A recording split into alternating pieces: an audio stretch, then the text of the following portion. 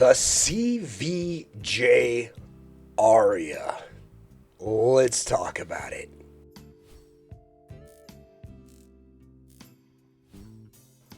Now, this is a single dynamic driver that costs around $79 and is a sample sent out to me direct from CVJ. Let's talk about the build quality of this guy. The shell, it is metallic, it has a nice nozzle, nice little lip. It's kind of like a semi-flat 2-pin cable connector, so it's like a normal 2-pin cable connector. I think I've heard it been called that before. And it's an overall nice, comfortable metallic shell. It looks and feels comfortable in ear. It's not overly large, and it is vented for those that need that. The faceplate is kind of funny. They had kind of an elf character originally designed for this, and then the newer versions had to scrap that design for copyright. But I mean, you notice here, it is a very nice shell, especially at this price. To get a metallic shell that fits this well is great. It has a nice little branded puck. You can see here, it kind of has a little bit of felt on there in the inside. Not too exciting, but it's a nice addition to any package. It has 2 sets of tips, as well as another set of tips that it comes on with, as well as a couple sets of nozzles. We'll look at those nozzles graphs in a moment. Now, the cable is pretty much worth the cost of admission. This thing is fantastic. It's juicy, it's comfortable, it feels good on the skin. It has kind of a Y split here. Its chin slider, it does stay in place when you need it to. It also has red and blue hooks here on the end, which to me is like one of the best ways to kind of be able to differentiate the difference between left and right. It's distinguishable, it's beautiful, and it's simple. I love it. So how does this sound? It's really not bad. It's a mid-focus sound signature that has a nice kind of shimmer and top end, has kind of a good mid-presence, and it's kind of a mid-focus set, but it kind of lacks a little bit of ear gain for me to really be good. It has a nice brightness and detail on certain tracks, and it's overall a fine earphone. Like, if you're just a casual person looking into this and you're like, man, is this earphone good? Yeah, it's a solid earphone. I think people are going to like it. And I think it has pretty good technicalities for the price.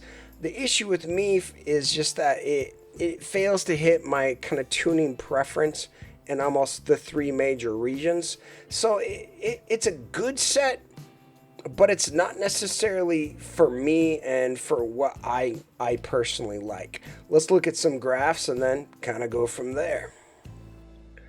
Now, this is the Aria up on my rig. You'll notice a few things. You'll notice this huge kind of 8K spike, which, you know, isn't necessarily a bad thing.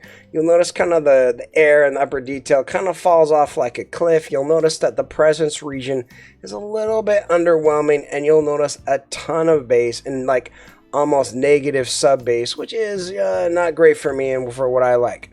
Now, I wanted to show Crin's rig because he does have all 3 nozzles graphed. We have the gold, silver, and blue. I did try these. I didn't graph them. I didn't really find a massive difference. It kind of felt like it wasn't a night and day difference. It was just kind of a minor thing. Like, you'll notice, you know, the blue is a little bit lower here and, you know, a little bit more bass, but it still kind of has some of the same faults that the overall IM does. Like, the nozzles are impactful, but I wouldn't call this a massive game-changing impact. It's just kind of a slight gradual impact. Now, I did try this with some impedance just to kind of check that out. I didn't find any difference with any impedance adapters. I wanted to note that just so people know. Now, I wanted to compare this to a few other ones. Like, the first one I wanted to compare this to is the Moondrop Aria 2. Couple reasons why. One, this is the Aria. This is kind of a warm leaning set. It also has, you know, it's funny. There's signatures and there's well done signatures, and this is a signature that's not really my favorite. And the Moondrop Aria 2 is also kind of a signature that's not my favorite. But what you'll notice here is that the Aria 2 has a little bit more of that presence region, has a little bit more cut of bass region, and a little bit better sub bass. Has a little bit more end to end, and it just feels like a little bit more of a gradual U shape rather than ultra mid focused.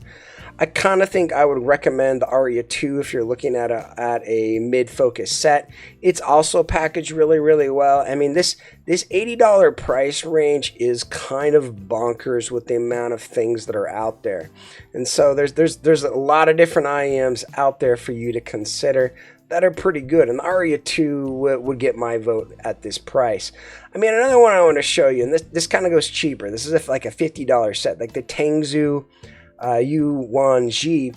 To me, that these remind me of each other a little bit, but the big thing here is that, like, you know, the Tangzu U1G, they both have this massive 8K spike, but the 1G has a little bit more upper mids, has a little bit better bass region, and that's just something to kind of note.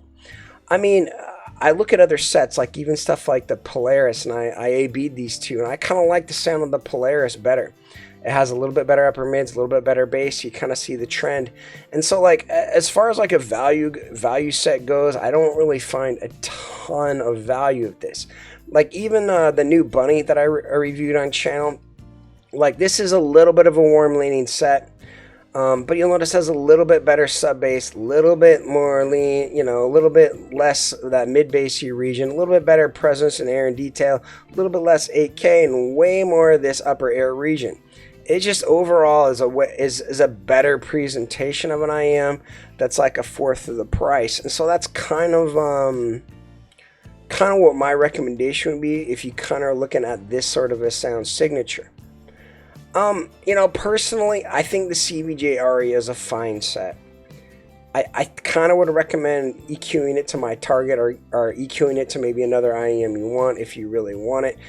Having said that, it's not bad, but it's just not exactly what I want. So let's rank this guy up. I mean, overall, it's not a bad set. I gave it like a 6 for bass, a 6 for mids.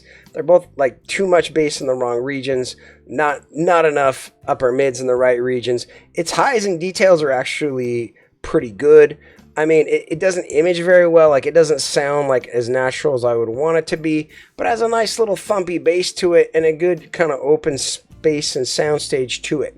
It's not a bad set, but to me, it becomes kind of a creative tune for people that want something more creative and fun, and it fails to reach that good level of that tuning that it's trying to pull off, and just becomes kind of an okay set. Not bad, not perfect, not terrible. You know, this hobby's a funny one. There's a lot of different sets out there. This is a fine IEM that I think a lot of people are going to like, but it doesn't really tickle my fancy as in something that I would fully recommend for its price. I find it kind of an interesting tuned warm IEM that I think could be a little bit improved and still kind of have some of the characteristics that it was going for. I like the packaging, I like the build, I like the unpacking experience of this, and I find this would be a fantastic gift to give to a friend. But is this set something that I think is best in class for people that, you know, like my preference? Not necessarily. I think there's a lot of other sets out there you could go for, despite this being an absolutely gorgeous set, an absolutely phenomenal cable, and there's just a lot of great things about this that I can't help but deny and say that it is really a beautiful set. But the sound qualities for me and for what I like, it kind of needs EQ, and it's kind of hard to recommend to get a set that needs EQ at this price when you can get stuff that's cheaper that doesn't. Thanks for watching my video. Hope you guys liked it. If you guys have any questions, let me know in the comments below, and I hope you guys have a great day. Bye-bye now.